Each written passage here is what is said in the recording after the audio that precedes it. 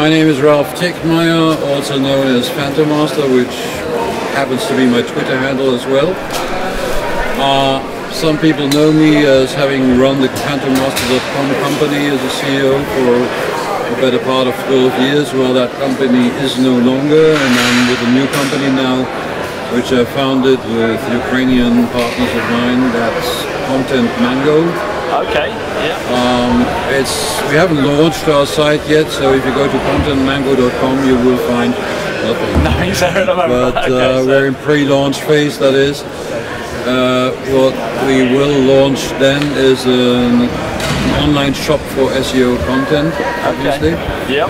And that will allow you to either get your content, buy your content on a low or retail level, or for companies, agencies and so on with more demanding requirements. There will also be an API allowing them to go for volume, regular, whatever.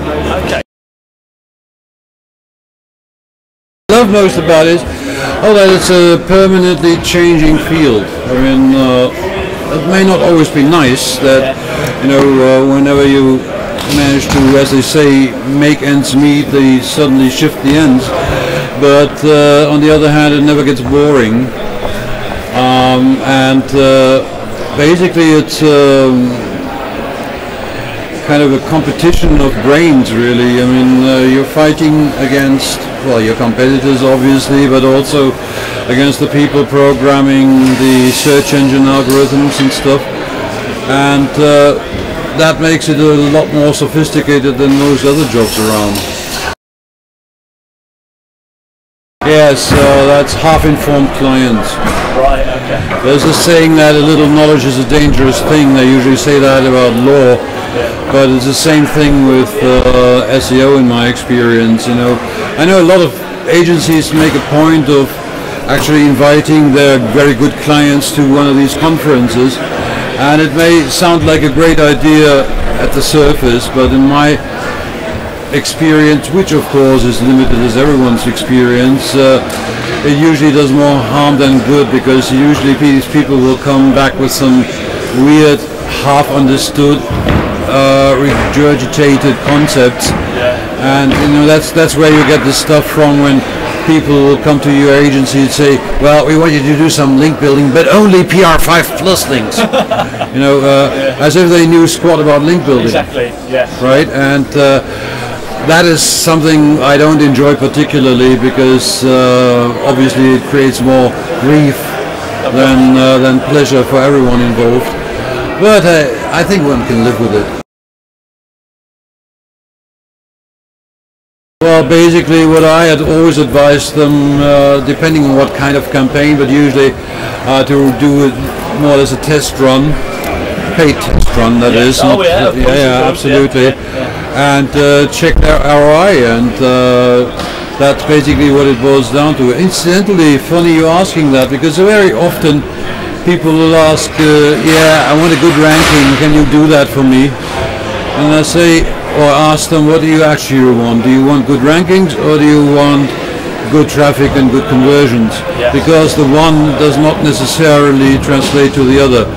In other words, you might actually get a lot more and very good converting traffic without bothering about your rankings. Yes, yeah, and that might be an entirely different approach. So that really depends. And a lot of clients aren't really aware of that issue or that possible implication, and that requires a bit of education and educative work, and understanding what the client actually requires. Okay, that does make a lot of sense. It's quite to companies that are outside of the SEO fraternity, it's quite a mysterious type of industry, isn't it? So it does make sense. Yeah, there's a lot of mystique around about it, which, to be frank, of course, makes us a lot of money. Yes. But on the other hand, in the long term, I don't think it really does us a lot of good, because people will also come with all kinds of weird and outre expectations, which you cannot really ever reasonably deliver upon, and then you're usually into deep water. Yes, yeah, of course.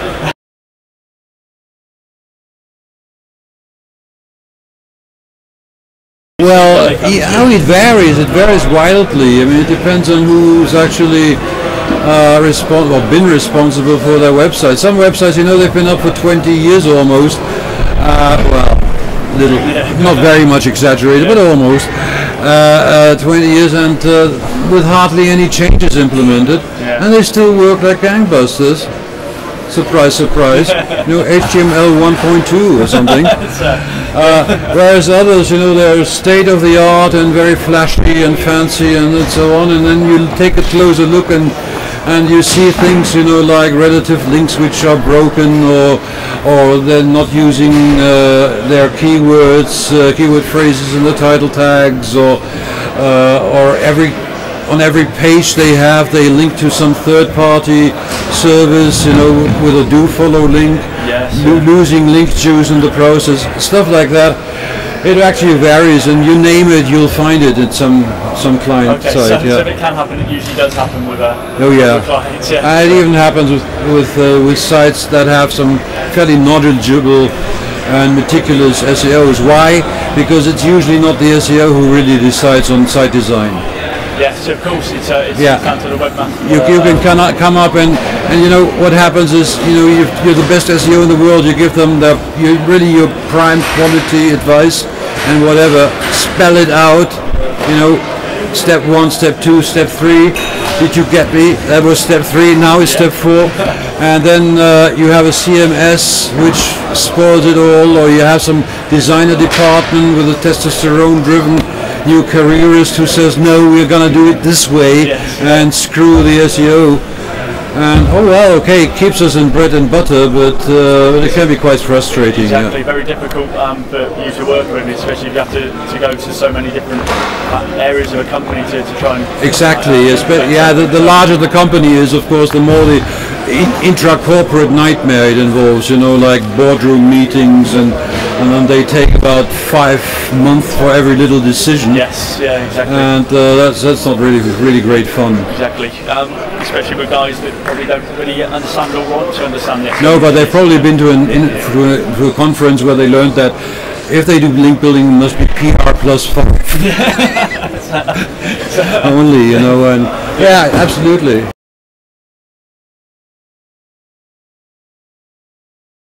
I don't think that so much has changed, except that, let's say, some purported shortcuts aren't working that great any longer. But overall, for example, I mean, all they had about trashing link building networks. Well, our own link building network, 10 links a day, performed like a song to the very last day. The reason we trashed that was because we dissolved our company and stuff, but not because we were demoted or ejected or de-indexed from search engines. So that what I'm saying is that if you do it right, or if you've done it right from the start, then you probably haven't suffered as much as a lot of people who probably tried to take some shortcuts which nobody at the time would know weren't really that great. Okay, but I'm not saying that they made these mistakes consciously or intentionally. So things change, what worked 5 years ago is not going to work. So what I'm saying is, by way of advice, of course, I mean, create good content. That has always been my take, even as a black hat. But also make sure that you maintain a linking profile that's plausible and defensible.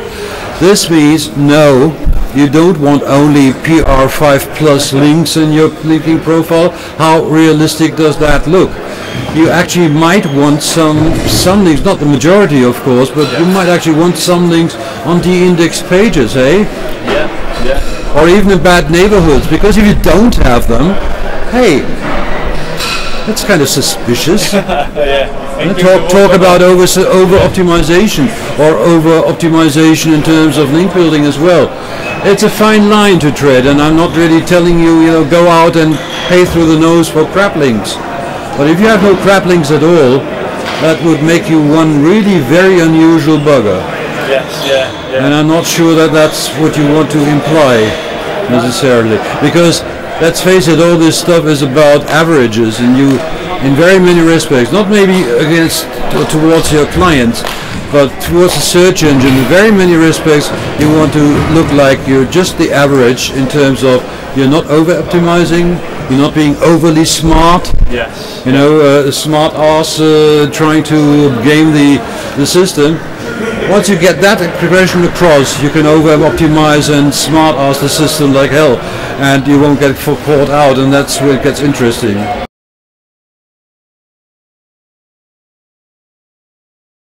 This question is very popular. It's been asked for the past 15 years or so, and nobody's ever got it right. And I can't really say. I mean, I don't even know whether there'll be search engines as we know them today in 5 years' time. There's quite a number of indications why that might not be the case, but I'm not venturing any guesses or prophecies or prognosis. I'm not psychic, so I'm sorry. No, of course, no, that's a fair answer. It's been great to speak to you, Ralph. Thank you very much. Okay. And all the very best for Content Mango. Thank you.